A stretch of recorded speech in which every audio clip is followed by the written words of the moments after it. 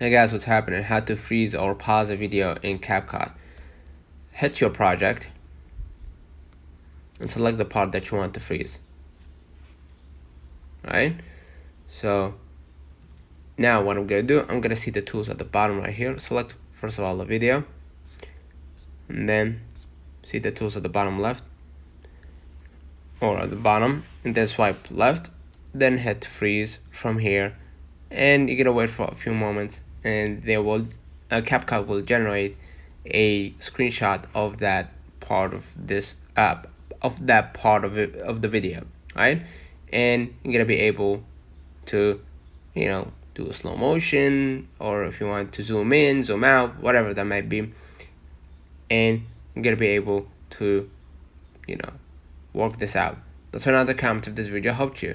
Don't forget to like and subscribe, turn on the notification bell to receive every video we upload. Thank you for watching.